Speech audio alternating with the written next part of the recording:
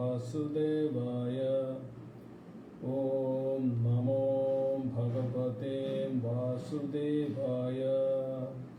ഓം അജ്ഞാനതിമിരാന്ധസ്യ ജ്ഞാനാഞ്ജനശലാകയ ചക്ഷുരുന്മീലിതം യേന തസ്മൈ ശ്രീഗുരുവേ നമഃ.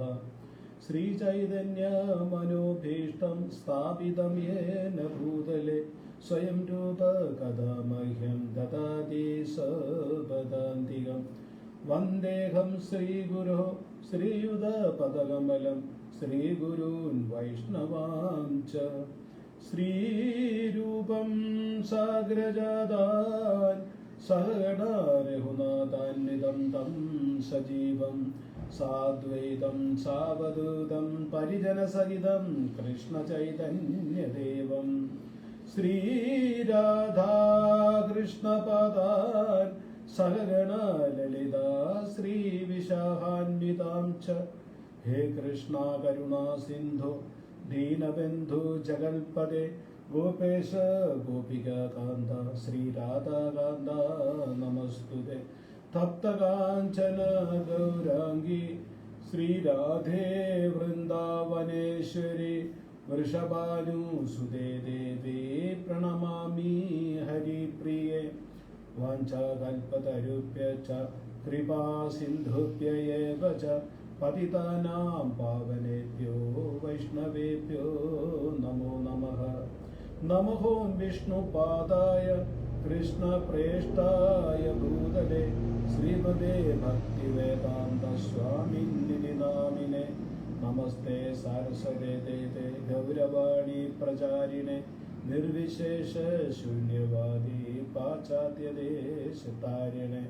ജയ ശ്രീകൃഷ്ണ ചൈതന്യ പ്രഭു നിത്യാനന്ദ ശ്രീ അദ്വൈത ഗദാധർ ശ്രീവാസാദി ഗൗരഭക്തവൃന്ദ. ഹരേ കൃഷ്ണ കൃഷ്ണ കൃഷ്ണ ഹരേ ഹരേ ഹരേ രാമ രാമ രാമ ഹരേ ഹരേ.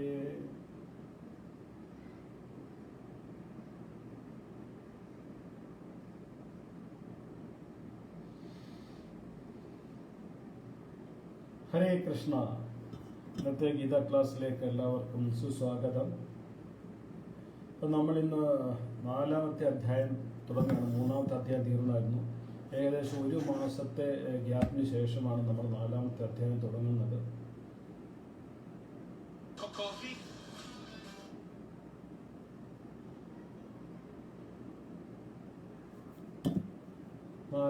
ഒരു മാസത്തെ ഗ്യാപ്പ് എന്ന് പറയാൻ കാരണം എനിക്കൊരു ചെറിയ വീഴ്ച പറ്റിയായിരുന്നു. വണ്ടിയൊന്ന് സ്ലിപ്പായി വീണു. കൈയുടെ വിരലിന് കുറച്ച് പ്രോബ്ലംസ് ഉണ്ടായിരുന്നു. അപ്പോൾ നോട്ട്സ് ഒന്നും തയ്യാറാക്കാൻ പറ്റില്ലായിരുന്നു. അങ്ങനെ ഫർദർ ട്രീറ്റ്മെൻറ്റിന് വേണ്ടി ഞാൻ ബാംഗ്ലൂർ വന്നിട്ട് ഇപ്പോൾ ബാംഗ്ലൂരിൽ ലൈവ് ചെയ്യുന്നത്. അതുകൊണ്ട് കുറച്ച് ക്ലാസ്സിന് ഇടയ്ക്കൊരു വിഘ്നം വന്നു. ഇപ്പോഴും 100% വിരൽ ശരിയായിട്ടില്ല. അത് ടാബിലാണ് ചെയ്യുന്നത്. ടാബിലാകുമ്പം ഫിംഗർ തള്ളവിരലിൻ്റെ ആവശ്യമില്ലാത്തത് കൊണ്ട് നോട്ട്സ് തയ്യാറാക്കാൻ എളുപ്പമാണ്. അപ്പോൾ 3-ാമത്തെ അധ്യായം നമ്മൾ തീർത്തിരുന്നു പറഞ്ഞ് കുറച്ച് കൺക്ലൂഷൻ ബാക്കിയുണ്ടായിരുന്നു. നമുക്ക് 4-ാമത്തെ അധ്യായം തുടങ്ങുന്നതിന് മുമ്പ് 4-ാമത്തെ അധ്യായം എന്ന് പറയുന്നത് ദിവ്യജ്ഞാനം, അതായത് അതീന്ദ്രിയ ജ്ഞാനമാണ് 4-ാമത്തെ അധ്യായത്തിൽ ഭഗവാൻ പറയുന്നത്. അപ്പം 3-ാമത്തെ അധ്യായത്തിൽ ഭഗവാൻ പറഞ്ഞു നിർത്തി എന്താണെന്ന് ചോദിച്ചു കഴിഞ്ഞാൽ, അർജുന, നിന്റെ ഏറ്റവും വലിയ ശത്രു എന്ന് പറയുന്നത് നിന്റെ ഉള്ളിൽ തന്നെയാണ്. ആ ശത്രുവിനെ നീ ഐഡന്റിഫൈ ചെയ്യണം.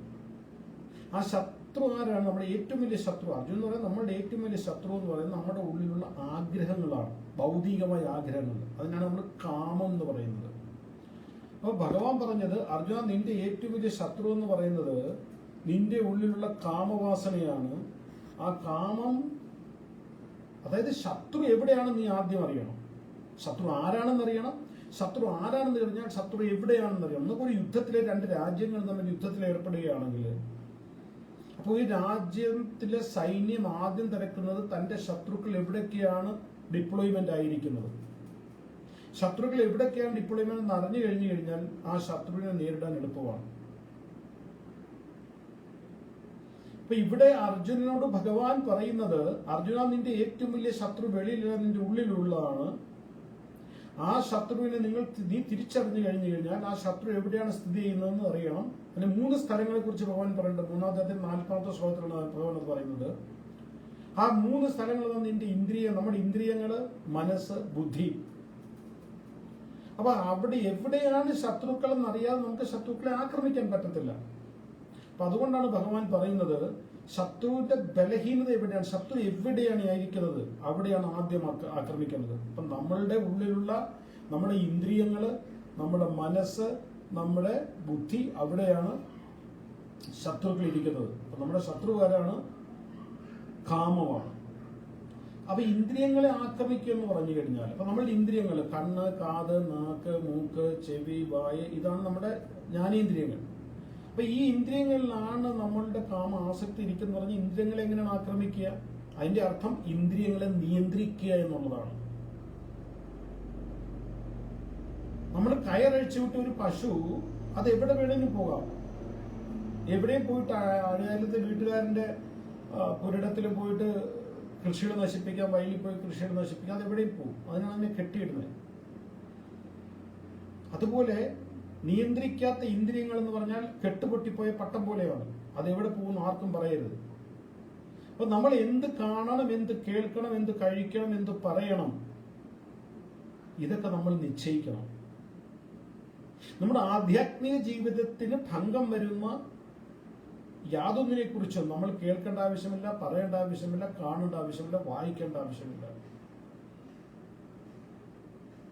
അപ്പൊ നമ്മൾ എന്തെല്ലാം ചെയ്യുന്നോ അത് നമ്മളുടെ ആധ്യാത്മിക ജീവിതത്തിന് അനുകൂലമാണോ എന്ന് നോക്കാനുള്ള ഒരു ബുദ്ധി നമുക്ക് വേണം.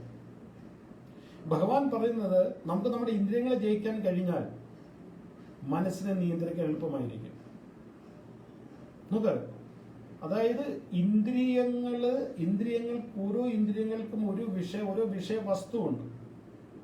കണ്ണിന് രൂപം, കാതിന് ശബ്ദം, നാവിന് രുചി, മൂക്കിന് സുഗന്ധം അല്ലെ ഗന്ധം, ത്വക്കിന് സ്പർശം, ഇങ്ങനെ വിഷയവസ്തുക്കളുണ്ട്. ഈ വസ്തുക്കളിൽ ഏത് വസ്തുവാണ് എനിക്ക് എന്റെ ആത്മീയ ജീവിതത്തിന് ആവശ്യമുള്ളത്, അല്ലെങ്കിൽ എന്റെ ആത്മീയ ജീവിതത്തിന് പ്രതികൂലമായിട്ട് വരുന്നത് തിരിച്ചറിയാനുള്ള ബുദ്ധി നമുക്ക് വേണം, കഴിവ് നമുക്ക് വേണം. ആ കഴിവ് നമുക്ക് ഉണ്ട്, പക്ഷെ നമ്മളത് ഉപയോഗിക്കാറില്ല. അപ്പൊ ഇവിടെ ഭഗവാൻ പറഞ്ഞ നമ്മുടെ ഇന്ദ്രിയങ്ങളെ നമുക്ക് ജയിക്കാൻ കഴിഞ്ഞു കഴിഞ്ഞാൽ മനസ്സിനെ നമ്മൾക്ക് ജയിക്കണം. ഒരു ഉദാഹരണം പറയാം. മദ്യപാനം അല്ലെ മാംസാഹാരം. ഇത് രണ്ടും ആധ്യാത്മിക ജീവിതത്തിൽ തടസ്സം നിൽക്കുന്ന കാര്യമാണ്. മദ്യം കഴിക്കുമ്പോൾ നമ്മുടെ ഉള്ളിലെ തപശക്തി ഇല്ലാതാകും. മാംസാഹാരം കഴിക്കുമ്പോൾ നമ്മുടെ ഉള്ളിലുള്ള ദയ ഇല്ലാതാകും. ഇത് രണ്ടും നമ്മുടെ ആത്മീയ ജീവിതം തടസ്സമാണ്. അപ്പൊ ഏതെങ്കിലും ഒരു സമയത്ത് നമുക്ക് അങ്ങനെ ഒരു വസ്തു നമ്മളുടെ മുമ്പിൽ വരുന്നു, അത് കഴിക്കണം തോന്നുമ്പോൾ നമ്മുടെ ഇന്ദ്രിയങ്ങൾ കൊണ്ടാണ് നമ്മളതിനെ കാണുന്നത്. നമ്മുടെ കണ്ണുകൊണ്ട് അതിനെ കാണു കഴിയുമ്പോൾ നമ്മൾ ആ കണ്ണിനെ അവിടെ നിന്ന് പിൻവലിക്കുന്നു. ഉദാഹരണത്തിന് ഇപ്പൊ ഞാൻ ചായയും കോഫിയും കുടിക്കാറില്ല. എന്റെ ആത്മീയ ജീവിതത്തിന് തടസ്സമായിട്ട് ഞാൻ ചായയും കോഫിയും കുടിക്കുന്നില്ല. ഇപ്പൊ എന്റെ മുമ്പിൽ ഞാനിപ്പോ ഏതെങ്കിലും വീട്ടിൽ പോകുമ്പോൾ ആരെങ്കിലും എന്റെ മുമ്പിൽ ചായ കൊണ്ട് വെച്ച് കഴിഞ്ഞിട്ട് ഉടൻ തന്നെ ഞാൻ അവരുടെ ഇതെടുത്ത് മാറ്റി ഞാൻ ചായ കുടിക്കുന്നില്ല. അപ്പൊ എന്റെ ഇന്ദ്രിയങ്ങളോടൊപ്പം ഞാൻ എന്റെ മനസ്സിനെയും കൂടെ അവിടെ നിന്ന് മാറ്റുകയാണ്. അതുകൊണ്ടാണ് ഭഗവാൻ പറയുന്നത്, ഇന്ദ്രിയങ്ങളെ നമുക്ക് നിയന്ത്രിക്കാൻ കഴിഞ്ഞാൽ മനസ്സിനെ നിയന്ത്രിക്കാൻ കഴിയും. ഇന്ദ്രിയങ്ങൾ അതിന്റെ പുറകിൽ വിട്ടു കഴിഞ്ഞാൽ അതിന്റെ കൂടെ മനസ്സും പോകും. അപ്പൊ ഇന്ദ്രിയങ്ങളെയും മനസ്സിനെയും നിയന്ത്രിക്കാൻ കഴിഞ്ഞാൽ ബുദ്ധിയെ നിയന്ത്രിക്കാൻ എളുപ്പമായിരിക്കും, വളരെ പെട്ടെന്ന് പറ്റും. അങ്ങനെ ഇന്ദ്രിയത്തിനെയും മനസ്സിനെയും ബുദ്ധിയെയും നമ്മൾ നിയന്ത്രിക്കുമ്പോൾ നമ്മുടെ ഉള്ളിലുള്ള കാമാസക്തിയെ നിയന്ത്രിക്കാൻ നമ്മൾക്ക് എളുപ്പമായിരിക്കും. അത് വേണം, ഇത് വേണം, മറിച്ചത് വേണം, മറ്റേത് വേണം എന്നുള്ള വിചാരം നമ്മുടെ ഉള്ളിൽ വരാതിരിക്കും. പറഞ്ഞത് മനസ്സിലായല്ലോ? ഒന്നുകൂടി ഞാൻ വിശദീകരിക്കാം. ഭഗവാൻ പറഞ്ഞ കാര്യങ്ങൾ എന്ന് പറഞ്ഞാൽ അർജുനോട് പറഞ്ഞു, അർജുന നിന്റെ ഏറ്റവും വലിയ ശത്രു എന്ന് പറയുന്നത് നിന്റെ ഉള്ളിൽ, അർജുന എന്ന് പറയുന്നത് നമ്മുടെ എല്ലാവരുടെയും ഉള്ളിലുള്ളതാണ്, അർജുനന് വേണ്ടി മാത്രമല്ല. നമ്മുടെ ഏറ്റവും വലിയ ശത്രു നമ്മുടെ ഉള്ളിലുള്ള ആഗ്രഹങ്ങൾ. നിങ്ങളൊന്ന് ആലോചിച്ചാൽ മനസ്സിലാകും. ഇന്ന് വരെ നമ്മൾ എന്തെല്ലാം നല്ലത് ചെയ്തിട്ടുണ്ട്, തെറ്റ് ചെയ്തിട്ടുണ്ട്, അതിന്റെ അടിസ്ഥാനം എന്താണ്? അതിന്റെ അടിസ്ഥാനം നമ്മുടെ ആഗ്രഹങ്ങളാണ്. നമ്മൾ നല്ലത് ചെയ്യുന്ന ആഗ്രഹം പൂർത്തീകരണത്തിന് വേണ്ടിയാണ്, തെറ്റ് ചെയ്യുന്ന ആഗ്രഹ പൂർത്തീകരണത്തിന് വേണ്ടിയാണ്. ഇന്ന് സമൂഹത്തിലുണ്ടാകുന്ന എല്ലാ തെറ്റുകൾക്കും കാരണം എന്താണ്? അത് മദ്യപാനമായാലും പുകവലിയായാലും ബലാത്സംഗമായാലും കൊലപാതകമായാലും അതിന്റെ പുറമോട്ട് നമ്മൾ പോയി കഴിഞ്ഞാൽ ആ മനസ്സിലുണ്ടായ വികാരങ്ങൾ, ആഗ്രഹങ്ങളാണ്.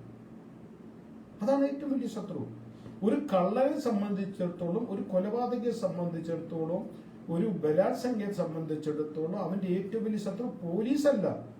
അവന്റെ ഏറ്റവും വലിയ ശത്രു അവന്റെ ഉള്ളിലുള്ള ആഗ്രഹങ്ങളാണ്. ആഗ്രഹ പൂർത്തീകരണത്തിന് വേണ്ടിയാണ് അവനത് ചെയ്യുന്നത്. ആ ആഗ്രഹം വരുന്നത് എങ്ങനെയാണ്?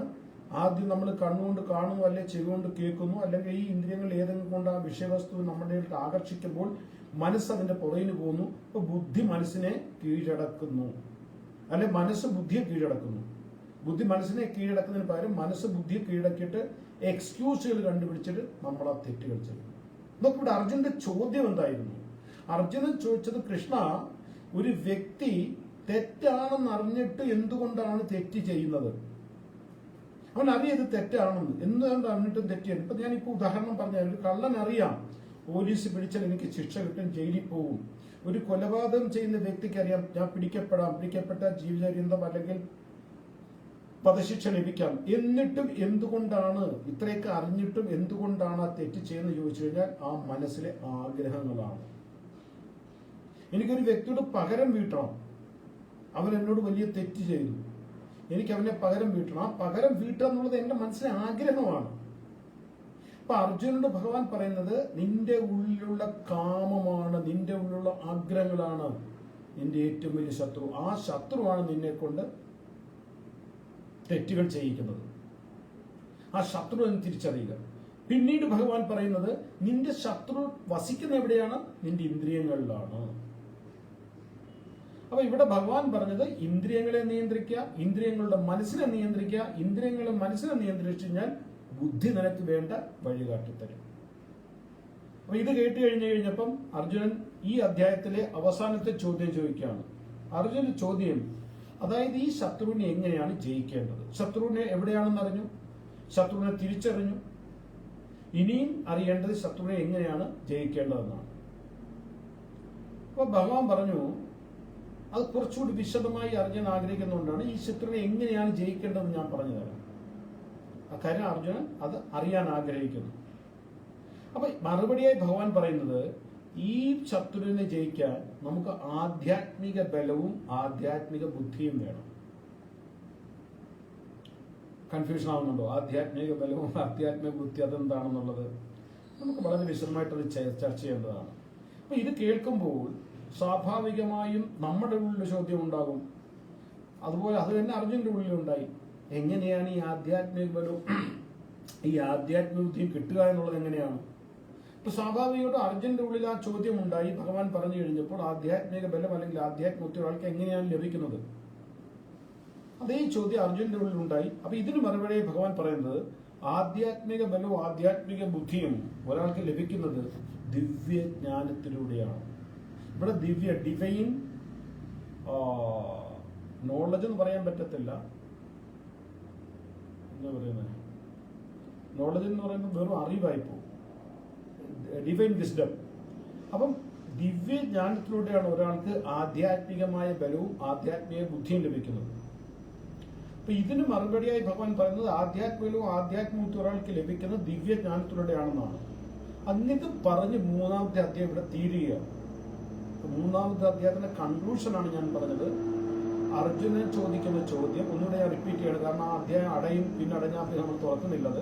നാലാമത്തെ അധ്യായത്തിലോട്ട് കയറുമ്പോൾ ഈ മൂന്നാമത്തെ അധ്യായത്തിന്റെ കൺക്ലൂഷൻ മനസ്സിലായാൽ മാത്രമേ നമുക്ക് നാലാമത്തെ അധ്യായം മനസ്സിലാക്കാൻ പറ്റുള്ളൂ. അതുകൊണ്ടാണ് അർജുനന്റെ മനസ്സിൽ വരുന്ന ചോദ്യം, ഒരു വ്യക്തി തെറ്റ് ചെയ്യാൻ തെറ്റാണെന്ന് അറിഞ്ഞിട്ടും തെറ്റ് ചെയ്യാൻ ആഗ്രഹമില്ലാഞ്ഞിട്ടും ഏതോ ഒരു ശക്തി ആ വ്യക്തിയെ കൊണ്ട് തെറ്റ് ചെയ്യിക്കുന്നു. അതെന്താണ്? കൃഷ്ണ. ഭഗവാൻ പറഞ്ഞു, രജോ ഗുണത്തിൽ നിന്ന് ഉത്ഭവിച്ച് കാമമായി മാറുന്ന, അതായത് നമ്മുടെ ഉള്ളിലുണ്ടാകുന്ന ആഗ്രഹങ്ങളാണ് നമ്മളെ കൊണ്ട് തെറ്റ് ചെയ്യിക്കുന്നത്. ആ കാമം നമ്മുടെ ഇന്ദ്രിയങ്ങളിലും മനസ്സിലും ബുദ്ധിയിലുമാണ് ഇരിക്കുന്നത്. അതിനെ ജയിക്ക് ആത്മീയമായ ബലവും ആത്മീയമായ ജ്ഞാനവും വേണം. നമുക്ക് ഭഗവത്ഗീത മറ്റുള്ള ആധ്യാത്മിക ഗ്രന്ഥങ്ങളിൽ നിന്നും മാറ്റി നിർത്തുന്നുണ്ട്. ബാക്കി ഏതൊരു ആധ്യാത്മിക ഗ്രന്ഥങ്ങൾ എടുത്താലും അതിൽ നിന്നും ഭഗവത്ഗീതയെ മാറ്റി നിർത്തുന്ന വ്യത്യസ്തമാക്കുന്ന സംഭവം എന്താണെന്ന് ചോദിച്ചു കഴിഞ്ഞാൽ, നിങ്ങൾ ഏതൊരു ഗ്രന്ഥം എടുത്തു, ഏത് മതത്തിന്റെ ഗ്രന്ഥം എടുത്തു, അതിനകത്ത് കാണുന്ന എന്ത് ചെയ്യണം എന്ത് ചെയ്യരുതെന്നാണ്. ഡൂസ് ആൻഡ് ഡോൺസ് അവിടെ തീർന്നു. പിന്നെ അതിനകത്ത് വേറെ അപ്പീലൊന്നുമില്ല. പക്ഷെ ഭഗവത്ഗീത എന്ന് പറഞ്ഞു കഴിഞ്ഞാൽ വളരെ സിസ്റ്റമാറ്റിക്കിലുള്ള ചോദ്യങ്ങളും ആ ചോദ്യത്തിന് ഉത്തരവുമാണ്. ഒരു സാധാരണ വ്യക്തിയുടെ മനസ്സിൽ എന്തെല്ലാം ചോദ്യങ്ങൾ ഉയരാം, ആധ്യാത്മികമായ ചോദ്യങ്ങൾ. ഉഗാണ്ടയുടെ പ്രധാനമന്ത്രി ആരെന്നല്ല, പിന്നെ ആധ്യാത്മിക സംശയങ്ങൾ സാധാരണ വ്യക്തിയിൽ എങ്ങനെയുണ്ട്, നമ്മളെപ്പോലുള്ള സാധാരണ വ്യക്തിയിൽ എങ്ങനെയുണ്ടാകാം, ആ ചോദ്യങ്ങളാണ് അർജുനൻ ചോദിക്കുന്നത്. സാധാരണ വ്യക്തികൾക്ക് എങ്ങനെ മനസ്സിലാകാം, അങ്ങനെയുള്ള മറുപടിയാണ് ഭഗവാൻ കൊടുക്കുന്നത്. അത്ര സിസ്റ്റമാറ്റിക്കലിയാണ് ഭഗവത്ഗീതയിലെ ചോദ്യങ്ങളും ഉത്തരങ്ങളും. ഭഗവത്ഗീത എന്ന് പറഞ്ഞു കഴിഞ്ഞാൽ കർമ്മത്തിന്റെ സിദ്ധാന്തമാണ് നമ്മളെ പഠിപ്പിക്കുന്നത്. അതായത് ഒരു വ്യക്തി ഭൗതിക ലോകത്തിൽ വന്നാൽ തന്റെ ശരീരം, ഈ നമ്മൾ ചുറ്റും നോക്കുമ്പോൾ പട്ടി, പൂച്ച, കോഴി, കാക്ക, കുറുക്കൻ, ആന, നരി, നായൊക്കെ ഉണ്ടല്ലോ. അതിൽ നിന്ന് എന്താണ് ഞാൻ വ്യത്യസ്തനായിരിക്കുന്നത്? നിർഭാഗ്യവശാൽ ഇന്ന് നമ്മൾ ചെയ്യുന്ന കർമ്മങ്ങളും കർത്തവ്യങ്ങളും എല്ലാം അവർ ചെയ്യുന്നത് തന്നെയാണ്. അതിനേക്കാൾ കുറച്ചുകൂടി മാന്യമാണെന്ന് നമ്മൾ സങ്കല്പിക്കുന്ന, നമ്മൾ വിചാരിക്കുന്ന രീതിയിൽ അതേ പ്രവർത്തികൾ ചെയ്യുന്നു. അവർ ആഹാരം കഴിക്കുന്നു, നമ്മളും ആഹാരം കഴിക്കുന്നു. അവർ കിടന്നുറങ്ങുന്നു, നമ്മൾ ഉറങ്ങുന്നു. അവർ സന്തോഷോൽപാദനം ചെയ്യുന്നു, നമ്മളും ചെയ്യുന്നു. അപ്പൊ എന്താണ് നമ്മളും അവരും തമ്മിലുള്ള വ്യത്യാസം എന്ന് ഏതെങ്കിലും ഒരു വ്യക്തി ഒരിക്കലെങ്കിലും ചിന്തിച്ചിട്ടുണ്ടോ? പട്ടിക്ക് നമ്മൾ ആഹാരം കൊടുക്കുന്നു, അത് കഴിക്കുന്നു, നമ്മൾ വെച്ച് കഴിക്കുന്നു. What is the difference? ഒരുപക്ഷെ നമ്മളെക്കാൾ എൻജോയ് ചെയ്തായിരിക്കും അത് കഴിക്കുന്നത്. കഴിച്ചു കഴിയുമ്പോൾ അതിന് ഉറങ്ങണം, നമുക്ക് ഉറങ്ങണം. ഒരു കൊതു ഉണ്ടെങ്കിൽ നമുക്ക് ഉറങ്ങാൻ പറ്റില്ല, കറണ്ട് പോയി നമുക്ക് ഇറങ്ങാൻ പറ്റില്ല, അത് സുഖമായിട്ട് കിടന്നുറങ്ങും. അതും സന്താനോൽപാദനം ചെയ്യുന്നു, നമ്മളും ചെയ്യുന്നു. അതിനും ഭയമുണ്ട്, നമുക്കും ഭയമുണ്ട്. Then what is the difference between human being and other animals, other species? ഇത് ചിന്തിക്കണം. അതാണ് ഭഗവത്ഗീത നമ്മളെ പഠിപ്പിക്കുന്നത്. കർമ്മത്തിന്റെ സിദ്ധാന്തം. ബാക്കിയുള്ളവരിൽ നിന്നും നിനക്ക് വ്യത്യസ്തമായ ഒരു ശരീരം പ്രകൃതി തന്നു. ചെയ്യുന്നതോ 4 കാലുള്ള മൃഗങ്ങൾ ചെയ്യുന്ന അതേ കർമ്മം. ബാക്കിയുള്ള ജീവികളിൽ നമ്മളെ വ്യത്യസ്തമാക്കുന്ന ഘടകം എന്തെന്ന് വെച്ചാൽ ശാരീരികമല്ല, മാനസികമാണ്. നമ്മളെക്കാൾ ബലവാന്മാരായ ബാക്കിയുള്ള ജീവികൾ, ഒരു കൊതു വിചാരിച്ച നമ്മളെ ആശുപത്രിയിൽ എത്തിക്കാം, വേണം ശ്മശാനത്തിൽ എത്തിക്കാം. പക്ഷെ 500 കിലോ വെയിറ്റ് ഉള്ള ഒരു ആനയെ, 500 കിലോ ആണെന്ന് എനിക്കറിയില്ല, ഒരു ഉദാഹരണം പറഞ്ഞതുള്ളൂ, 50 കിലോ വെയിറ്റ് ഉള്ള മനുഷ്യൻ കൺട്രോൾ ചെയ്യുന്നത് എങ്ങനെയാണ്? മാനസികമായിട്ട് അവൻ ഉയർന്നതാണ്. Mentally they are more stronger than other species. നമ്മൾ മെന്റലി സ്ട്രോങ് ആണ്, ഫിസിക്കലി വീക്ക് ആയിരിക്കാം. നമ്മളെക്കാൾ ആരോഗ്യമുള്ള ഒരുപാട് മൃഗങ്ങളുണ്ട്. പക്ഷെ ഈ ഭൗതിക ലോകത്തിൽ 84 ലക്ഷം തരം പ്രാണികളിൽ നമ്മളെ മാത്രം എന്തുകൊണ്ട് പ്രകൃതി മെന്റലി സ്ട്രോങ് ആക്കി ചോദിച്ചു കഴിഞ്ഞാൽ, നമ്മളുടെ ശരീരത്തിൽ മാത്രമേ നമുക്ക് ആധ്യാത്മികമായിട്ട് ഉയരാൻ പറ്റൂ. ഈ ശരീരം കൊണ്ട് മാത്രമേ നമുക്ക് ആധ്യാത്മിക കാര്യങ്ങൾ ചെയ്യാൻ പറ്റൂ. പക്ഷെ നിർഭാഗ്യവശാൽ, ഇഗ്നറൻസ് കൊണ്ട്, അറിവില്ലായ്മ കൊണ്ട് നമ്മൾ ജനിച്ചിടം മുതൽ മരിച്ചിടം വരെ ചെയ്യുന്ന എന്താണ്? ഈ നായും നരിയും പട്ടിയും പൂച്ചയും കോഴിയും കാക്കയൊക്കെ ചെയ്യുന്ന പ്രവർത്തികൾ തന്നെ. തിന്നണം, ഉറങ്ങണം, സന്തോൽപാദനം ചെയ്യണം, പിന്നെ അവർക്ക് വേണ്ടി ജീവിക്കണം. നമ്മൾ ഒത്തിരി ബുദ്ധിമാന്മാരാണെന്ന് വിചാരിക്കാറുണ്ട്. ഒരു അഹങ്കാരമുണ്ട് നമുക്ക് മനുഷ്യർക്ക്. പക്ഷെ നോക്ക്, ബാക്കിയുള്ള പ്രാണികളെ നോക്ക്. അവർക്കൊരു കുട്ടികൾ ഉണ്ടായിക്കഴിഞ്ഞാലോ, ആ കുട്ടികൾ സ്വന്തമായിട്ട് ഇര നേടാൻ കഴിയുന്ന സമയം വരെ ചവിട്ടി ഓടിക്കും. നീ നിന്റെ വഴി, എനിക്ക് എന്റെ വഴി. നമ്മളോ പിന്നെയും ജീവിക്കുന്ന അവർക്ക് വേണ്ടി. പിന്നെ നമ്മൾക്ക് വേണ്ടി ഇപ്പോഴാണ് ജീവിക്കുന്നത്. അപ്പൊ ഭഗവത്ഗീത നമ്മളെ കർമ്മത്തിന്റെ സിദ്ധാന്തമാണ് പഠിപ്പിക്കുന്നത്. ഈ ശരീരം നമുക്ക് പ്രകൃതി തന്നിട്ടുണ്ടെങ്കിൽ ഈ ശരീരം കൊണ്ട് എന്ത് കർമ്മം ചെയ്യണം? പക്ഷെ പലപ്പോഴും നമ്മൾ വിചാരിക്കുന്നതെന്ന് പറഞ്ഞാൽ, എനിക്ക് എന്തെങ്കിലും ഒരു നല്ലത് ജീവിതത്തിൽ സംഭവിച്ചു കഴിഞ്ഞാൽ, കർമ്മത്തിന്റെ സിദ്ധാന്തമാണ് ഞാൻ പറയുന്നത്, അത് എന്റെ കഴിവ് കൊണ്ട്, ഞാൻ പഠിച്ചതുകൊണ്ട് എനിക്ക് ഈ ജോലി കിട്ടി, ഞാൻ കഷ്ടപ്പെട്ടതുകൊണ്ട് എനിക്ക് സക്സസ് കിട്ടിയില്ലെങ്കിലോ അതിന്റെ കുറ്റമെല്ലാം ബാക്കിയുള്ളവരുടെ തലയിൽ കെട്ടിവിട്ടും അവസാനം ഒന്നും പറ്റിയില്ല ദൈവത്തിന്റെ തലയിൽ കെട്ടിവെക്കും. ഒരിക്കലും ഒരു മനുഷ്യൻ ഇന്നുവരെ പറഞ്ഞിട്ടില്ല ഞാൻ ചെയ്ത ഈ തെറ്റുകൊണ്ട് എനിക്ക് ഫലം കിട്ടിയെന്നുള്ളത്. സമൂഹത്തിലോ കുടുംബത്തിലോ വ്യക്തികളിലോ അത് കെട്ടിവെക്കും. ഞാൻ എന്റെ തെറ്റ് എന്തായിരുന്നു അതൊരിക്കലും ചിന്തിക്കാറില്ല. ഞാൻ ശരിയാണെന്ന് ഒരിക്കലും ആരും ആലോചിക്കാറില്ല. അവസാനം ഒരു നിവൃത്തിയില്ലെങ്കിൽ ദൈവത്തിന്റെ കീഴിൽ വെക്കും. അപ്പൊ ഭഗവത്ഗീത നമ്മളെ കർമ്മത്തിന്റെ സിദ്ധാന്തമാണ് പഠിക്കുന്നത്. അപ്പൊ 3-ാമത്തെ അധ്യായം നമ്മൾ കണ്ടത് വ്യക്തിയുടെ കർത്തവ്യമാണ്. അപ്പൊ ഈ 4-ാമത്തെ അധ്യായം നമ്മളിപ്പോ തുടങ്ങാൻ പോകുന്ന അധ്യായത്തില് ആ കർത്തവ്യം എങ്ങനെയാണ് നിറവേറ്റേണ്ടത്? എന്നിട്ട് ഓരോ അധ്യായവും ഭഗവത്ഗീത പരസ്പരം ബന്ധപ്പെട്ടിരിക്കുന്നു.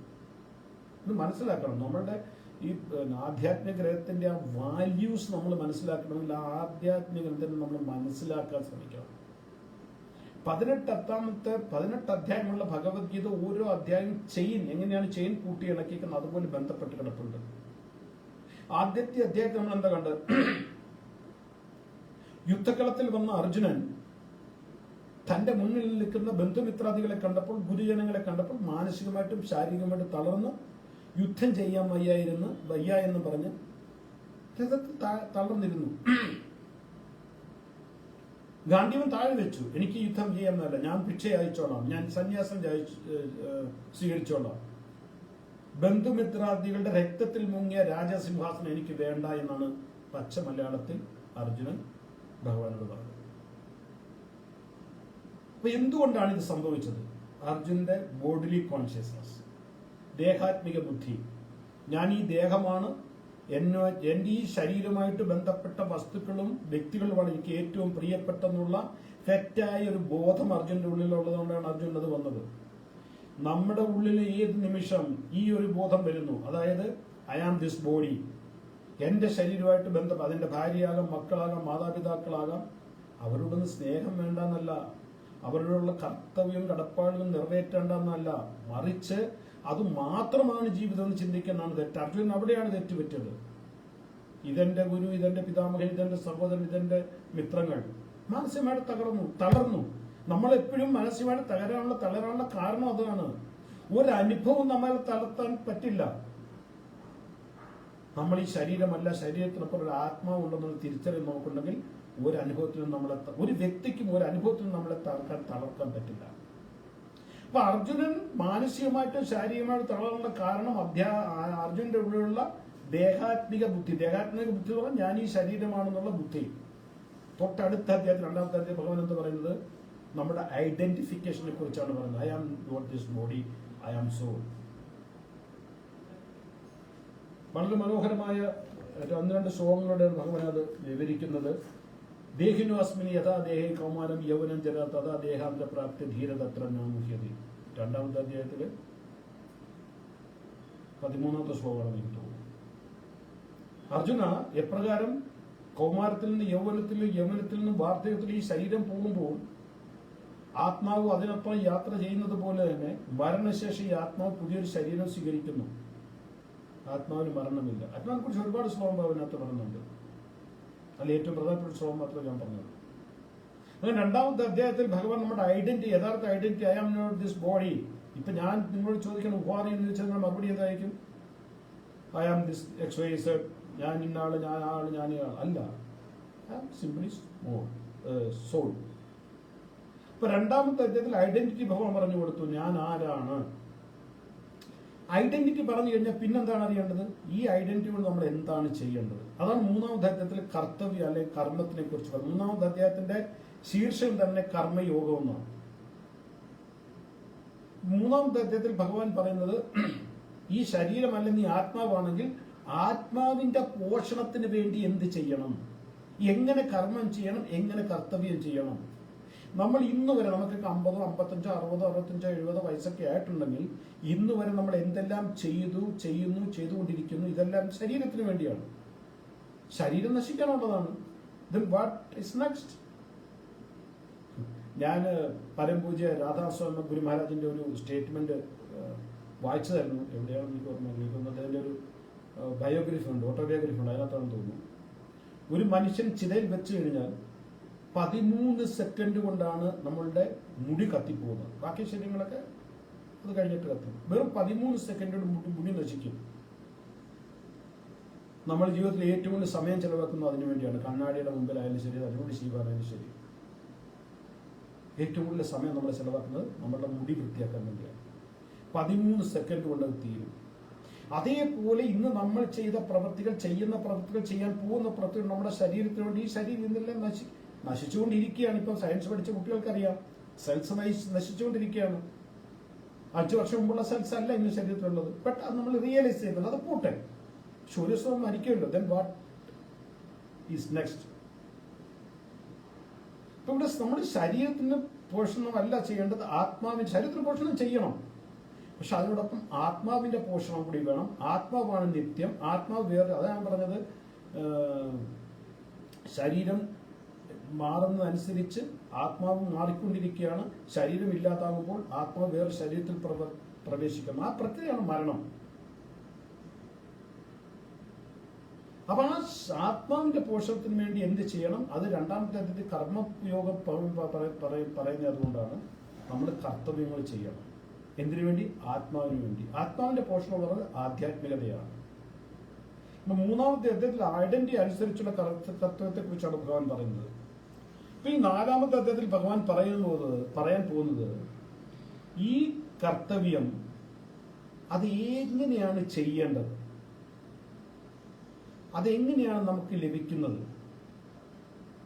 അത് ദിവ്യജ്ഞാനത്തിലൂടെയാണ്, സ്പിരിച്വൽ വിസ്ഡത്തിൽ കൂടിയാണ്. അതായത് നമ്മൾ നമ്മുടെ കർത്തവ്യം ചെയ്യുമ്പോൾ, കർമ്മം ചെയ്യുമ്പോൾ എപ്പോൾ വരെ നമുക്ക് ദിവ്യമായ അറിവ്, സ്പിരിച്വൽ വിസ്ഡം ഇല്ല, അപ്പോൾ വരെ അത് നമുക്ക് യഥാർത്ഥ കർത്തവ്യം നമുക്ക് ചെയ്യാൻ കഴിയില്ല.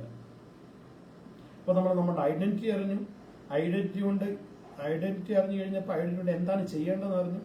അതിന് എങ്ങനെയാണ് ചെയ്യേണ്ടത് നാലാമത്തെ അധ്യായത്തിൽ പറയും. ആ പുതിയ അധ്യായത്തിൽ കടക്കുന്നതിന് മുമ്പ് കഴിഞ്ഞ അധ്യായത്തിൽ നമ്മൾ ഏതൊക്കെ വിഷയമാണ് ചർച്ച ചെയ്യുന്നതെന്ന് അറിയേണ്ടത് അത്യാവശ്യമാണ്. ഞാൻ ഇന്ന് ഒരു പക്ഷെ നാലാമത്തെ അധ്യായത്തിൽ കറക്കാൻ പറ്റത്തില്ല, കാരണം അത്ര ഇമ്പോർട്ടന്റ് ആണ് മൂന്നാമത്തെ അധ്യായം. കർമ്മം നമ്മൾ ചെയ്യുന്ന നമ്മുടെ കർമ്മമാണ്. അതുകൊണ്ട് ഒന്നുകൂടി നമ്മൾ അതിനെക്കുറിച്ച് കുറച്ചുകൂടി മനസ്സിലാക്കിയിട്ട് നാലാമത്തെ അധ്യായത്തിലോട്ട് കയറി നമുക്ക് എളുപ്പമായിരിക്കും. നോക്ക്, അതായത് മൂന്നാമത്തെ അധ്യായത്തിന്റെ ആദ്യത്തെ അർജുനന്റെ ശ്ലോകത്തിലൂടെ, അർജുനന്റെ ചോദ്യത്തിലൂടെയാണ് മൂന്നാമത്തെ അധ്യായം ആരംഭിക്കുന്നത്. അപ്പൊ അർജുനന്റെ ചോദ്യം എന്തായിരുന്നു? എനിക്ക് ഹിതകരമായിട്ടുള്ളത് എന്താണ്? കർമ്മമാണോ കർമ്മത്യാഗമാണോ? കാരണം ഭഗവാൻ രണ്ടാമത്തെ അധ്യായത്തിൽ എല്ലാം കൂടി ഇട്ടൊന്ന് കലക്കിയാണ് അർജുനൻ മുന്നോട്ട് വെച്ചു കൊടുത്തത്. അപ്പൊ അതിനകത്ത് കർമ്മത്യാഗത്തിനെയും കുറിച്ച് പറയുന്നുണ്ട്, കർമ്മത്തെയും കുറിച്ച് പറയുന്നുണ്ട്. So Arjun was confused which is favourable for him. Him എന്ന് പറയുന്നത് നമുക്ക് എല്ലാവർക്കും ഉള്ളതാണ്. അപ്പൊ അതിന് മറുപടിയായിട്ട് ഭഗവാൻ പറയുന്നത് നിഷ്കാമഭാവത്തോടുകൂടി കർമ്മം ചെയ്യാനാണ് പറയുന്നത്. നിഷ്കാമഭാവം എന്ന് പറഞ്ഞാൽ എന്താണ്? അതായത് ഈ ചെയ്യുന്ന കർമ്മത്തിന്റെ ഫലം എന്റെയിലല്ല, ആ ഫലത്തിനെ ആശ്രയിച്ച് കർമ്മം ചെയ്യരുത്. യാതൊരു ആസക്തിയുമില്ലാതെ കർത്തവ്യ ബോധത്തോടുകൂടി കർമ്മം ചെയ്യണം. ഒരു ഉദാഹരണം ഞാൻ പറയാം, നമ്മുടെ ഭൗതികമായ ഒരു ഉദാഹരണം. ഒരു വ്യക്തി, ആ വ്യക്തിക്ക് ഭാര്യയുണ്ട്, 2 മക്കളുണ്ട്. ഭൗതികമായ ഉദാഹരണമാണ്, ആധ്യാത്മികമായ. ആ വ്യക്തി എന്തെങ്കിലും ജോലി ചെയ്യുന്നു, ബിസിനസ് എന്ത് ചെയ്തു, ആ കുടുംബത്തെ പോറ്റുന്നു. ഇതെന്റെ കർത്തവ്യമാണ്, ഞാനൊരു കുടുംബനാഥനാണ്. എന്റെ ഭാര്യയുടെ ഭർത്താവിന്റെ ഒരു പേര് പതി എന്നാണ്. പതി എന്ന് പറഞ്ഞു കഴിഞ്ഞാൽ പ്രൊട്ടക്ടർ എന്നാണ് അർത്ഥം. ഭഗവാന്റെ ഒരു പേരാണ് ശാശ്വതാം പതി, ഭക്തരെ സംരക്ഷിക്കുന്നത്. അപ്പൊ പതി എന്ന് പറഞ്ഞാൽ ഭർത്താവിന്റെ ഉത്തരവാദിത്വമാണ് ഭാര്യയെ സംരക്ഷിച്ചത്. അതുകൊണ്ട് പതി എന്ന് വിളിക്കുന്നത്. നമ്മൾ പതി എന്ന് പറഞ്ഞാൽ അർത്ഥം അറിയത്തില്ല, പതിയും പത്നി എന്ന് പറയില്ല. പതി എന്ന് പറഞ്ഞാൽ പ്രൊട്ടക്ടർ എന്നാണ്. അതായത് ആരാണോ സംരക്ഷിക്കുന്നത്, സംരക്ഷിക്കപ്പെടേണ്ടത് പത്നിയും സംരക്ഷിക്കേണ്ടത് പുരുഷനുമാണ്. അപ്പൊ എന്റെ ഉത്തരവാദിത്തമാണ് എന്റെ ഭാര്യയെ നോക്കേണ്ടത്, എന്റെ മക്കളെ നോക്കേണ്ടത്. അതിന്റെ ഫലം ഞാൻ ആഗ്രഹിക്കുന്നില്ല. എന്റെ ഭാര്യ എന്നോട് ഇങ്ങനെ പെരുമാറണം, എന്റെ മക്കൾ വളർന്നു കഴിഞ്ഞ് ഞാൻ ഇരിക്കുമ്പോൾ എനിക്ക് കൊണ്ടുവന്ന് ചോറും കൂട്ടാൻ വിളമ്പി തരണം, അല്ലാതെ എന്നെ അന്വേഷിക്കണം, ഇതൊന്നും യാതൊരുവിധ ചിന്തയില്ല. ഇതെന്റെ ഉത്തരവാദിത്വമാണെന്ന് ചിന്തിച്ചു കഴിഞ്ഞു കഴിഞ്ഞാൽ അപ്പോൾ കഴിയുമ്പോൾ അവന്റെ വഴിക്ക് പൊയ്ക്കോട്ടെ. ശരിയായ രീതിയിൽ ഫൈനാൻഷ്യൽ മാനേജ്മെന്റ് ചെയ്ത് കഴിഞ്ഞാൽ എനിക്ക് തിന്നാനുള്ള ഒരു നേരമെങ്കിലും കഴിക്കാനുള്ള ആഹാരത്തിനുള്ള വസ്തു എനിക്ക് കിട്ടും. 1000 രൂപ SIP ഇട്ട് കഴിഞ്ഞാൽ 60 വയസ്സാണെന്ന് പറഞ്ഞാൽ ഒരു നേരം കഴിക്കാനുള്ള പൈസ അതിൽ നിന്ന് കിട്ടും. ഒരു നേരം ആഹാരം കഴിച്ച് ഇന്ന് പറഞ്ഞ ലോകത്ത് ആരും മരിച്ചിട്ടുമില്ല. അപ്പൊ അങ്ങനെ നമ്മൾ ജീവിച്ചു കഴിഞ്ഞാൽ, ആ കർമ്മത്തിന്റെ ഫലത്തിൽ എനിക്ക് ആസക്തി ഇല്ലാതെ ജീവിച്ചു കഴിഞ്ഞാൽ, എന്റെ മക്കൾ എന്നോട് ചെയ്യുന്ന ഒരു കൊള്ളരുതായ്മയും എന്നെ മാനസികമായി തകർത്താൻ കഴിയില്ല. ഞാൻ പ്രതീക്ഷ വെക്കുമ്പോഴാണ്, ആ പ്രതീക്ഷയ്ക്കൊത്ത് അവർ ഉയരാതെ വരുമ്പോഴാണ് എന്റെ മനസ്സിൽ ദുഃഖം ഉണ്ടാകുന്നത്. അത് മക്കളായാലും ഭാര്യയായാലും ഭർത്താവായാലും മാതാപിതാക്കളായാലും സുഹൃത്തുക്കളായാലും സഹോദരങ്ങളായാലും നമ്മളെപ്പോഴും പ്രതീക്ഷ അവരങ്ങനെ പെരുമാറണം, എന്നോട് അവർ ഇങ്ങനെ പെരുമാറണം. അപ്പൊ ഫലത്തിന്റെ ആസക്തി ഇല്ലാതെ കർമ്മം ചെയ്യുന്നതാണ് നിഷ്കാമ ഭാവത്തോടെ കർമ്മം ചെയ്യുക. അതാണ് ഭഗവാൻ പഠിപ്പിക്കുന്നത്. ഇതൊക്കെ നമ്മൾ നമ്മുടെ ജീവിതത്തിൽ പഠിക്കണം. അതാണ് ഗീത. ഇതൊക്കെ പഠിച്ചു കഴിഞ്ഞാൽ നമ്മളെ ശാരീരികമായിട്ടോ മാനസികമായിട്ടോ തകർക്കാൻ ഒരു ശക്തിക്കും കഴിയില്ല. അപ്പൊ ഭഗവാൻ പറഞ്ഞത് ഫലത്തിൽ യാതൊരു ആസക്തി ഇല്ല, നിന്റെ നിയത് കർമ്മം ചെയ്യുക. നിയത് കർമ്മം എന്ന് പറഞ്ഞാൽ നിന്റെ സ്വധർമ്മം. രണ്ട് ധർമ്മമുണ്ട്, ശാരീരികമായ ധർമ്മമുണ്ട്, ആത്മാവിന്റെ ധർമ്മമുണ്ട്. ശാരീരികമായ ധർമ്മത്തിനെ കുറിച്ച് മാത്രമാണ് ഞാനിപ്പോൾ പറയുന്നത്. ആത്മാവിന്റെ ധർമ്മം എന്ന് പറഞ്ഞാൽ ആത്മീയതയാണ്. പിന്നീട് ഭഗവാൻ യാഗത്തെക്കുറിച്ച് പറഞ്ഞു. യാഗം എന്താണ്, യാഗത്തിന്റെ ഉദ്ദേശം എന്താണ്, ദേവി ദേവതന്മാരാരാണ്,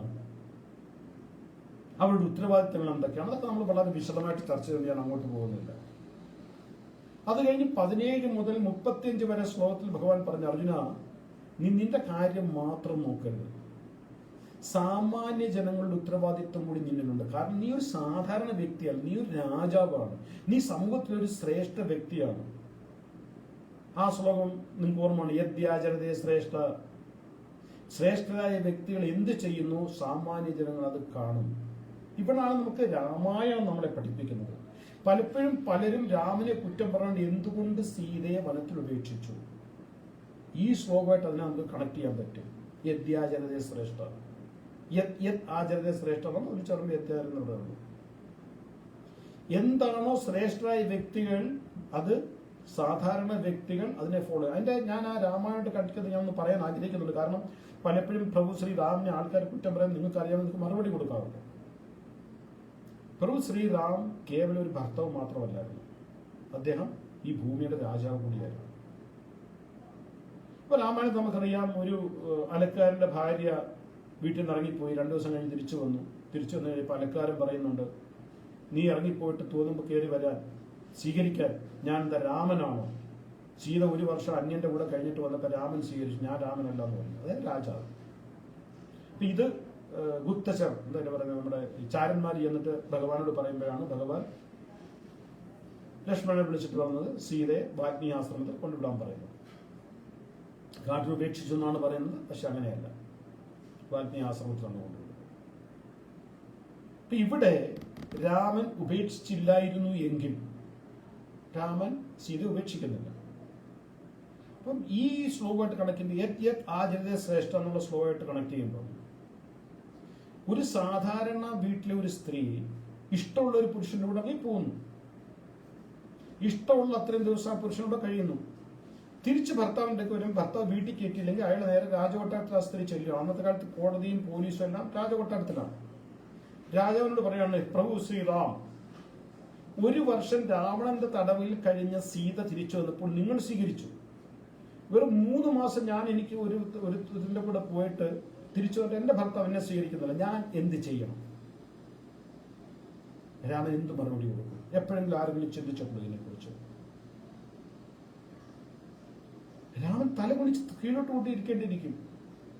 തല കുനിച്ചങ്ങനെ കീഴോട്ട് നോക്കി ഇരിക്കേണ്ടി വന്നാൽ സമൂഹം നശിക്കും, രാജ്യത്തില് അരാജകത്വം ഉണ്ടാകും. ഇഷ്ടമുള്ളവരോടൊപ്പം ഇഷ്ടമുള്ളത് ചെയ്യാം. ഇപ്പൊ നല്ലൊരു ഉദാഹരണം രാജാവ് എങ്ങനെയായിരിക്കണം എന്ന് ഉദാഹരണം ക്രിയേറ്റ് ചെയ്യാൻ വേണ്ടി തന്റെ ഹൃദയത്തിന്റെ ഒരു ഭാഗമായ സീതയെ പറിച്ച് വിടുകയായിരുന്നു. രാമൻ സഹിച്ച വേദന നമുക്ക് ചിന്തിക്കാൻ കൂടി കഴിയില്ല. അപ്പൊ ഇവിടെ പറഞ്ഞതിന്റെ കാര്യം എന്ന് പറഞ്ഞാൽ അർജുനോട് ഭഗവാൻ പറഞ്ഞത്, അർജുന നീ യുദ്ധം ചെയ്തില്ലെങ്കിൽ ഈ നിൽക്കുന്ന പട്ടാളക്കാരൊന്നും യുദ്ധം ചെയ്യത്തില്ല. അർജുനൻ പോയി പിന്നെ ഞങ്ങൾ എങ്ങനെ യുദ്ധം ചെയ്യണം? അവരും തിരിച്ച് ഞങ്ങൾക്ക് എന്തിന്റെ ആവശ്യമാണ്? ഞങ്ങൾക്ക് തലവേദനയുണ്ടോ? ഞങ്ങളും പോവാന്ന് പറയും. പിന്നെന്തായിരിക്കും ഇവിടെ നടക്കുന്നത്? വാക്കോവർ കൗരവര് ജയിച്ചായിട്ട് പ്രഖ്യാപിക്കും. കാര്യം ഇവിടുന്ന് ഓടിപ്പോയത് പാണ്ഡവരാണ്. പിന്നെ അവർക്ക് ഇഷ്ടമുള്ളവരെ അവർ ചെയ്യും, സമൂഹത്തെ നശിപ്പിക്കും, അരാജകത്വം ഉണ്ടാകും, അക്രമങ്ങൾ ഉണ്ടാകും, അനീതി ഉണ്ടാകും, അധർമ്മം ഉണ്ടാകും. ഭഗവാൻ പറഞ്ഞ എന്താണ്? പരിത്രാണായ സാധുവിനാം വിനാശായ ചതുഷ്കൃതാം ധർമ്മ സംസ്ഥാപനാർത്ഥായ, ധർമ്മം പുനഃസ്ഥാപിക്കാൻ വേണ്ടിയാണ് ഞാൻ വന്നത്. എങ്ങനെ പുനഃസ്ഥാപിക്കും? അപ്പൊ നീ ഒരു ഉദാഹരണമാകണം. കാരണം നീ ഒരു സാധാരണ, നീ ഒരു ലീഡറാണ്.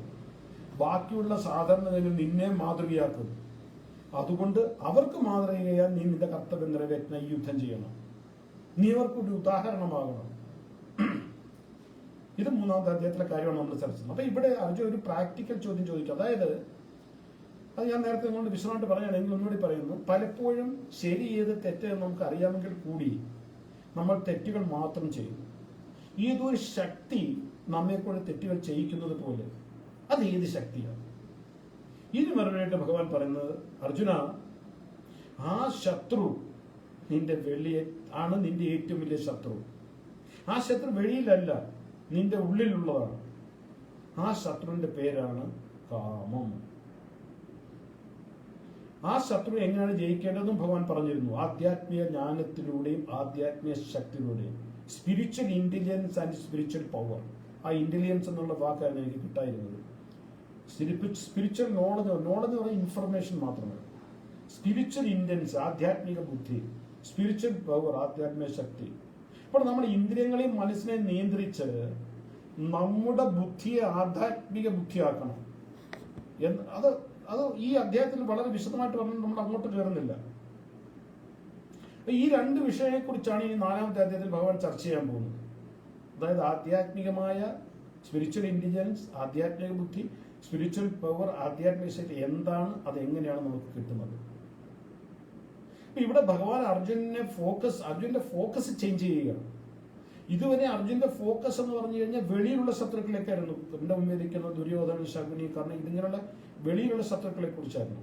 ആ ഫോക്കസ് മാറ്റി ഭഗവാൻ അർജുന്റെ ഉള്ളിലേക്ക് കൊണ്ടുപോയിട്ട് പറയുന്നതാ, നിന്റെ യഥാർത്ഥ ശത്രു ഈ ദുര്യോധന, ശകുനിയോ കർണനൊന്നും അല്ല. നിന്റെ യഥാർത്ഥ ശത്രു ഉള്ളിലുള്ള കാമമാണ്, ആഗ്രഹമാണ്. എന്തുകൊണ്ടാണ് ഭഗവാൻ അർജുനെ അങ്ങനെ ഫോക്കസ് ചെയ്യിക്കുന്നതെന്ന് ചോദിച്ചു കഴിഞ്ഞു കഴിഞ്ഞാല്, ജീവിതത്തിൽ അർജുന്റെ ജീവിതം ഇതുകൊണ്ട് തീരുന്നില്ല. ഇനിയും ജീവിതം മുമ്പോട്ട് പോകുന്നുണ്ട്. അപ്പൊ ആ ജീവിത യാത്രയിൽ അർജുനൻ ഇനിയും ഒരു അനുഭവത്തിലും മാനസികമായി തളരാൻ പാടില്ല. ഒരു പ്രാവശ്യം കൂടി അതുകൊണ്ടാണ് അർജുനന്റെ മുന്നിൽ 16 വയസ്സുള്ള തന്റെ മകൻ അഭിമന്യുവിനെ കൊന്നിട്ടിട്ടും ആ ചിതയിൽ ശരീരം എടുത്തതിന് ശേഷം ചെയ്യുന്ന ശബ്ദം എന്താണ്? ഇനി ഞാൻ യുദ്ധം ചെയ്യില്ല എന്നല്ല, നാളെ സൂര്യോദയത്തിന് മുമ്പ് ആരാണോ എന്റെ മകനെ വധിച്ചത്, ജയദ്രഥനെ ഞാൻ വധിക്കും. കാരണം അവിടെ അർജുന്റെ ഫോക്കസ് ചേഞ്ച് ആയി. അതേസമയം ജസ്റ്റ് ദ്രോണാചാര്യര് അശ്വത്ഥാമാവ് മരിച്ചു എന്നേ കേട്ടുള്ളൂ. മരിച്ചത് കണ്ടില്ല, ശവം കണ്ടില്ല, തളർന്നിരുന്നു രഥത്തിൽ. രണ്ടുപേരും തമ്മിലുള്ള വ്യത്യാസം മനസ്സിലാക്കണം. ഇപ്പൊ ഒരാൾക്ക് ആധ്യാത്മികമായ അറിവ് കിട്ടി, തന്റെ ശത്രു ആരാണെന്ന് മനസ്സിലായി, മനസ്സിലുള്ള കാമങ്ങൾ ഇല്ലാതായി. ഞാൻ ചെയ്യുന്ന യുദ്ധം എനിക്ക് വേണ്ടിയല്ല, പാഞ്ചാലിയുടെ വസ്ത്രാക്ഷേപത്തിന് പകരം ചോദിക്കാനല്ല, ഇന്ദ്രപ്രസ്ഥം ഖബർ നിർത്താനല്ല, കള്ളച്ചൂതനല്ല, അപമാനിച്ചല്ല, ഒന്നിനുമല്ല. ഞാൻ എന്റെ ഉത്തരവാദിത്വം നടത്താൻ പറ്റും. ഞാനൊരു ക്ഷത്രിയനാണ്, ഞാനൊരു ക്ഷത്രിയ രാജാവാണ്. അധർമ്മത്തിനെതിരായിട്ട് എനിക്ക് യുദ്ധം ചെയ്യണം. എന്റെ ഉത്തരവാദിത്വം ഇതാണ്. അപ്പൊ മനസ്സിലെ ആഗ്രഹങ്ങൾ ഇല്ലാതായി, മനസ്സിലെ അറ്റാച്ച്മെന്റ് ഇല്ലാതായി. യുദ്ധം ചെയ്തെടുത്തപ്പോൾ തന്റെ 16 വയസ്സുള്ള മകൻ മരിച്ചിട്ടും ആ അനുഭവം അർജുനനെ തളർത്താൻ കഴിഞ്ഞില്ല. അതേസമയം ദ്രോണാചാര്യർ ശാരീരികമായിട്ടും മാനസികമായിട്ടും തളർന്നു. അപ്പൊ ഭഗവാൻ ചിന്തിക്കുന്ന അർജുനന്റെ ജീവിതത്തിൽ ഇനി ഒരനുഭവത്തിനും അർജുനന്റെ നമ്മൾ ഇത് പഠിക്കുമ്പോൾ നമ്മുടെ ജീവിതത്തിൽ വരുന്ന അനുഭവങ്ങളെ നമ്മളെ മാനസികമായിട്ടോ ശാരീരികമായിട്ടോ തളർത്താൻ പാടില്ല. അതുകൊണ്ടാണ് ഭഗവാൻ പറയുന്നത്, നിന്റെ ശത്രുക്കൾ വെളിയിലല്ല, ആദ്യം നീ ഉള്ളിലുള്ള ശത്രുവിനെ ജയിക്കുക. ഉള്ളിലുള്ള ശത്രുവിനെ ജയിക്കാതെ നീ വെളിയിലുള്ള ശത്രുവിനെ ജയിച്ചാലും ശരി, ജീവിതകാലം മൊത്തം നിനക്ക് സുഖമായിട്ട് സന്തോഷമായിട്ടും സമാധാനമായിട്ട് ജീവിക്കാൻ കഴിയില്ല. അതായത് വെളിയിലുള്ള ശത്രുക്കളെ ജയിച്ചാലും ശരി, അകത്തുള്ള ശത്രുവിനെ ജയിച്ചില്ലെങ്കിൽ മുന്നോട്ടുള്ള ജീവിതത്തിൽ അർജുനൻ തകരാം. എന്നാൽ ഇതൊരു വ്യക്തി തന്റെ ഉള്ളിലുള്ള ശത്രുവിനെ, എന്നാൽ ഏതൊരു വ്യക്തിയാണോ തന്റെ ഉള്ളിലുള്ള ശത്രുവിനെ ജയിക്കുന്നത്, ആ വ്യക്തി തകരില്ല, തകർക്കാൻ ആർക്കും കഴിയില്ല. അപ്പൊ നമുക്ക് ഗീതയിൽ പഠിക്കാൻ ഒരുപാട് കാര്യങ്ങളുണ്ട്. അത് ഏറ്റവും പ്രധാനപ്പെട്ട ഒരു കാര്യമാണ് ഒരു വ്യക്തിയുടെ ഏറ്റവും വലിയ ശത്രുവിനെ തിരിച്ചറിഞ്ഞ് അതിനെ നശിപ്പിക്കാം. പക്ഷെ അങ്ങനെ നശിപ്പിക്കാൻ പറ്റില്ല. അതിന് ആധ്യാത്മികം, അതാണ് സ്പിരിച്വൽ നോളജ്, സ്പിരിച്വൽ ഭാഗവത്ഗീതയും ഭാഗവതം വായിക്കണം, കേൾക്കണം. പക്ഷെ പലപ്പോഴും നിർഭാഗ്യവശാൽ പലരും വിചാരിച്ചു വെച്ചിരിക്കുന്നത്, എനിക്കൊരു 70 വയസ്സായി കഴിഞ്ഞതിന് ശേഷം ഞാൻ തുടങ്ങാം, 65 വയസ്സ് കഴിഞ്ഞിട്ട് തുടങ്ങാം, മക്കൾ പ്രായമായി കഴിഞ്ഞിട്ട് തുടങ്ങാം, എൻ്റെ ഉത്തരവാദിത്തങ്ങളില്ലേ. ആര് കണ്ടു നാളെ നേരം വെളുക്കുമ്പം നമ്മളുണ്ടോ ഇല്ലെന്നുള്ളത്? എല്ലാവരും പരിപൂർണമായിട്ട് വിശ്വസിക്കുന്നതും സമാധാനമായിട്ട് ഉറങ്ങുന്നതും മരണം എന്നുള്ളത് എൻ്റെ അയലത്തൊക്കെ വന്നിട്ട് പോകും, എൻ്റെ വീട്ടിൽ വരില്ലെന്നാണ്. വരണ്ട. വയസ്സുകാലത്ത് വെളുപ്പിന് എഴുന്നേക്കാൻ പറ്റുമോ? നാളെ അമ്പലത്തിൽ പോകാൻ പറ്റുമോ? ഭാഗവതം ഗീതയും വായിക്കാൻ മനസ്സിലാക്കാൻ ഇതുപോലെ കഴിയുമോ? കണ്ണു കാണുമോ? then you will be dependent on somebody else. ആരോഗ്യമുള്ള ബോധമുള്ള സമയത്ത് ചെയ്യേണ്ട കാര്യങ്ങളാണ് ആധ്യാത്മികത. നമുക്ക് ഭഗവാൻ എല്ലാ മൊത്തം ചീറ്റേഴ്സിനെക്കാട്ടിലും ഏറ്റവും വലിയ ചീറ്റർ ഭഗവാനാണ്. ഭഗവാനെ ചീറ്റ് ചെയ്യാൻ ആർക്കും പറ്റില്ല. ഇപ്പൊ ഞാൻ വിചാരിക്കേ, ഞാനിപ്പോൾ അടിച്ചു പൊളിച്ച് ജീവിക്കട്ടെ, എൻ്റെ ഭാര്യ, എൻ്റെ പട്ടി, എൻ്റെ കുട്ടി, എൻ്റെ ചട്ടി, എൻ്റെ വീട്, എൻ്റെ ഇത് എന്ന് പറഞ്ഞ് ജീവിക്കുകയാണ്. ഒരു 70 വയസ്സായിട്ട് അല്ലെങ്കിൽ 75 വയസ്സായിട്ട് അത് കൂട്ടിക്കൂടി പോകും. അത് നമ്മൾ പ്രായം കൂടുതൽ അതും കൂടിക്കൂടി പോകും. ആദ്യം 60 ആയിരിക്കും, പിന്നെ 65 ആകും, 70 ആകും, 75 ആകും. ഭഗവാൻ എന്ത് ചെയ്യും? ഒന്നും മിണ്ടാടുത്തോളം നമുക്ക് പോകുന്നു. പിന്നെന്ത് ചെയ്യും? അല്ലെങ്കിൽ ശാരീരികവും മാനസികമായിട്ട് തകർക്കും. എനിക്ക് നടക്കാൻ കഴിയില്ല. കൈയിന് വേദന, കാല് വേദന, മുട്ട് വേദന, പുറം വേദന, തലവേദന, പല്ലുവേദന, ഇല്ലാത്ത വേദന ഒന്നും കാണത്തില്ല. പിന്നെ എങ്ങനെയായിരുന്നു ജപിക്കുന്ന 2 മണിക്കൂർ? വായിക്കുന്ന എങ്ങനെയായിരുന്നു? അതിപ്പോ ചെയ്യേണ്ട കാര്യങ്ങളാണ്.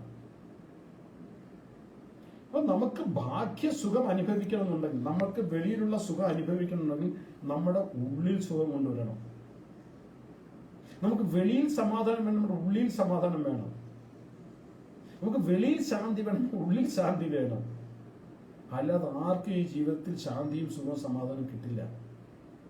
എത്ര പൈസ ഉണ്ടെന്നിരിക്കട്ടെ, എന്തെല്ലാം സുഖങ്ങൾ അനുഭവിക്കാനുള്ള കഴിവ് നിങ്ങൾക്കുണ്ടെന്നിരിക്കട്ടെ, ഉള്ളിൽ സുഖമില്ലെങ്കിലോ? ഞാൻ ഒരു ചോദ്യം ചോദിക്കാം.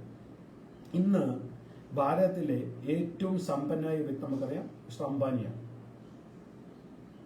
അംബാനിയുടെ അമ്മയുടെ അവസ്ഥ നോക്ക്. 2 മക്കളുണ്ട്. 2 പേരും പരസ്പരം സംസാരിക്കില്ല. ആ അമ്മയുടെ മനസ്സിൽ എന്താ ശാന്തി? എന്താ അവർക്ക് ഇല്ലാത്തത്? 5000 കോടിയുടെ വീട്ടിലാണ് കിടന്നുറങ്ങുന്നത്. പക്ഷെ മനസ്സിന് ശാന്തിയില്ല. കാരണം എന്താ? 2 മക്കളുണ്ട്, 2 പേരും സംസാരിക്കില്ല. പക്ഷെ ഈ ഭഗവത്ഗീത തത്വം അവരുടെ ഉള്ളിൽ ചെന്ന് കഴിഞ്ഞാൽ, അവരുടെ ഉള്ളിൽ നിന്ന് അറ്റാച്ച്മെന്റ് എടുത്ത് കളഞ്ഞു കഴിഞ്ഞാൽ അവർ സമാധാനമായിട്ട് കിടന്നുറങ്ങാം. അത്താഴം കഴിച്ചിട്ട് കിടന്നുറങ്ങാം. നമുക്ക് ബാഹ്യമായ സുഖം ലഭിക്കണം എന്നുണ്ടെങ്കിൽ ആന്തരിക ഇന്നർ കോൺഷ്യസ് നമ്മുടെ ശരിയായിരിക്കണം. ഇന്നർ ഹാപ്പിനെസ് വേണം. ഇന്നർ ഹാപ്പിനെസ് കിട്ടുന്ന തിന്നുകൊണ്ടോ കുടിക്കുന്നോണ്ടോ അല്ല. ഇന്നർ ഹാപ്പിനെസ് കിട്ടുന്ന ഞാൻ ആരാണെന്ന് അറിയുമ്പോഴും, ഞാൻ എന്താണെന്ന് അറിയുമ്പോഴും. ഈ ബന്ധുക്കൾ, ബന്ധുമിത്രാദികളൊക്കെ വെറും ഒരു ജന്മത്തേക്ക് വേണ്ടി, ഒരു ജന്മമൊക്കെ എന്ന് പറഞ്ഞാൽ നമ്മളിപ്പം ആവറേജ് വയസ്സായിട്ട് 50-55 ഒക്കെ ആയിരിക്കും. ഇപ്പൊ ഈ കാണുന്ന ആൾക്കാരുടെ 50-55 ഒക്കെ ആയിരിക്കും ഒരു ആവറേജ് ഏജ് എടുത്തു കഴിഞ്ഞാൽ. എന്നിട്ട് ചിന്തിക്കണം എത്ര പെട്ടെന്നാണ് ഈ സമയം പോയെന്നുള്ളത്. സ്കൂളിൽ പഠിച്ചപ്പോൾ തോന്നി ഇത്രയും ഇനിയും കിടക്കുന്ന ജീവിതം, ഇത് കഴിഞ്ഞ് ജോലി ചെയ്യണം, പിന്നെ കല്യാണം കഴിക്കണം, ഭാര്യ, സുന്ദരിയായ ഭാര്യ വേണം, മക്കൾ വേണം, അത് വേണം, ഇത് വേണം. തീർന്നില്ല എല്ലാം. ഇനി എത്ര ജീവിതത്തിന്റെ 60% കൂടുതൽ നമ്മൾ സഞ്ചരിച്ച് കഴിഞ്ഞു.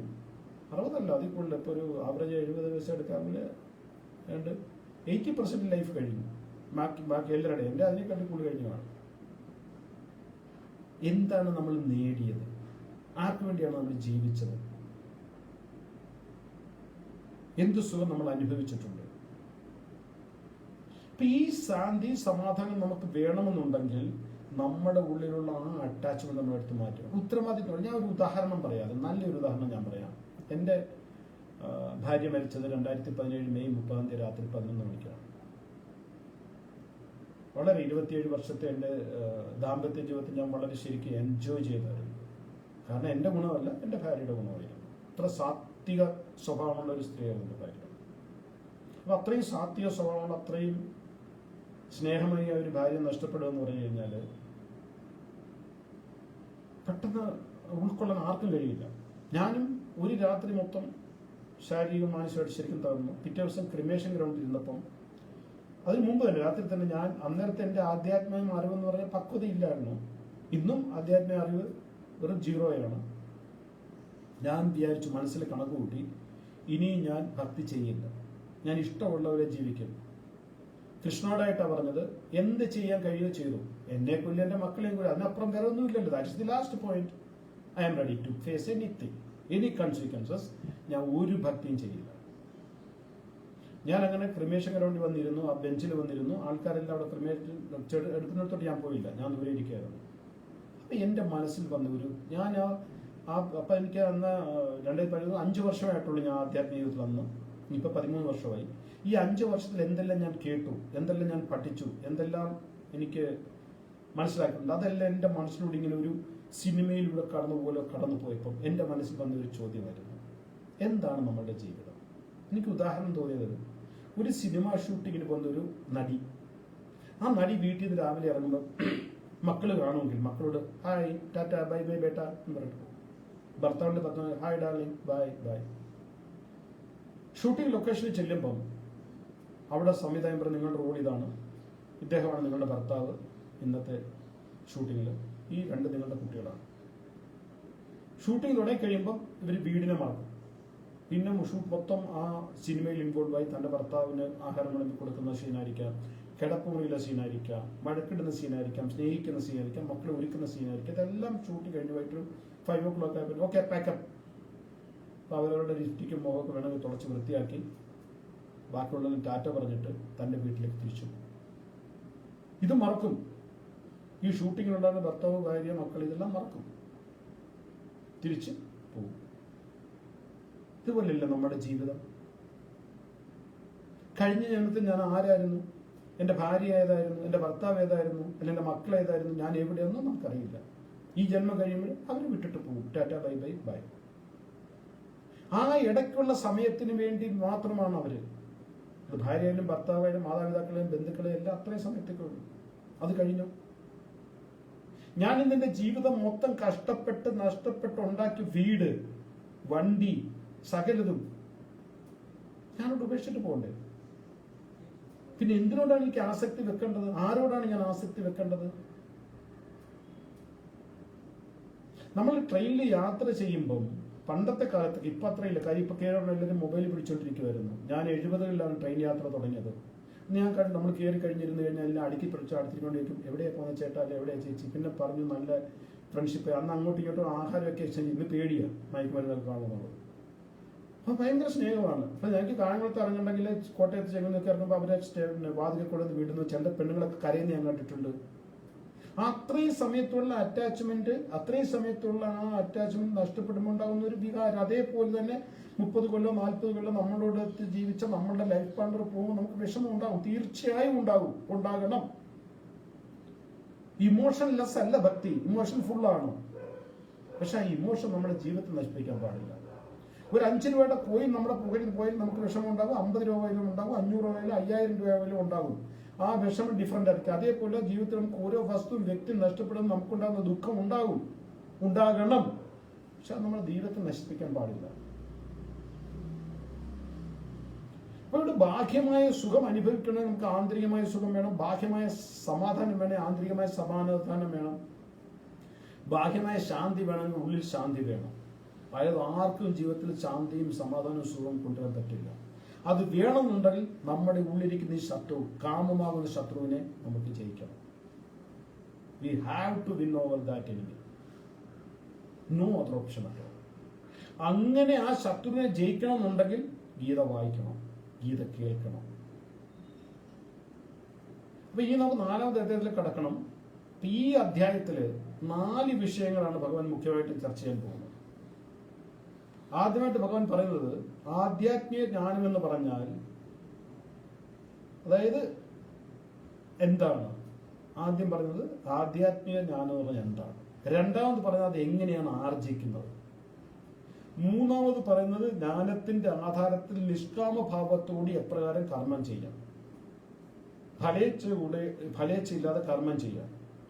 നാലാമത് ആ നിഷ്കാമഭാവത്തോട് ചെയ്യുന്ന കർമ്മത്തിലൂടെ ദിവ്യജ്ഞാനം അല്ലെങ്കിൽ സ്പിരിച്വൽ ഇന്റലിജൻസ് എങ്ങനെ നേടാൻ കഴിയും. ഈ 4 ചോദ്യങ്ങൾക്കുള്ള ഉത്തരം നിങ്ങൾക്ക് ലഭിക്കണമെന്നുണ്ടെങ്കിൽ നിങ്ങൾ അടുത്ത ക്ലാസ്സിൽ വരണം. അടുത്ത ക്ലാസ്സിൽ നാസിക്കുന്നതായിരിക്കും. എൻ്റെ കൈ ഒരുവിധം എല്ലാം ഓക്കെ ആയി. വണ്ടി വീണ സമയത്ത് കുറച്ച് ബുദ്ധിമുട്ടുണ്ടായിരുന്നു. ഇപ്പം ഈ വിരലിൽ വേദനയുണ്ട്. നോട്ട്സ് ഏതൊക്കെ പക്ഷേ അതുകൊണ്ട് ഞാൻ ടാബ് യൂസ് ചെയ്യുന്നത്. അപ്പോൾ അടുത്ത ആഴ്ച എന്ന് പറയുമ്പോൾ 31 ഞാൻ 29-ാം തീയതി, ഇന്ന് 23, 30-ാം തീയതിയാണ്. 29-ാം തീയതി ഞാൻ നാസിക്കിന് പോകും. അപ്പോൾ 30-ാം തീയതി നമുക്ക് വീണ്ടും കാണാം. അന്നേരം നമ്മൾ ഇതിനകത്ത് കുറിച്ച് കൂടുതൽ ചർച്ച ചെയ്യാം. എല്ലാവരും മനസ്സിലാക്കാൻ ശ്രമിക്കുക. നമ്മുടെ ജീവിതത്തിൽ ശാന്തിയും സമാധാനവും സുഖമൊക്കെ വരണമെന്നുണ്ടെങ്കിൽ ഗീതയുടെ ഈ മഹത്തായ തത്വങ്ങൾ ഭഗവാൻ നമുക്ക് വേണ്ടി തന്നേക്ക് നമ്മൾ മനസ്സിലാക്കണം. അങ്ങനെ മനസ്സിലാക്കി കഴിഞ്ഞു കഴിഞ്ഞാൽ നമുക്ക് ജീവിതത്തിൽ ശാന്തി, സന്തോഷം, സമാധാനം കിട്ടും. അല്ലാതെ ഒരു വസ്തുവിന്, ഒരു വ്യക്തിക്ക് നമ്മുടെ ഉള്ളിൽ ഇനി എത്ര പണം ഉണ്ടെന്നിരിക്കട്ടെ, ശാന്തി സമാധാനം നമുക്ക് ലഭിക്കില്ല. ഹരേ കൃഷ്ണ ഹരേ കൃഷ്ണ കൃഷ്ണ കൃഷ്ണ ഹരേ ഹരേ ഹരേ രാമ രാമ രാമ ഹരേ ഹരേ.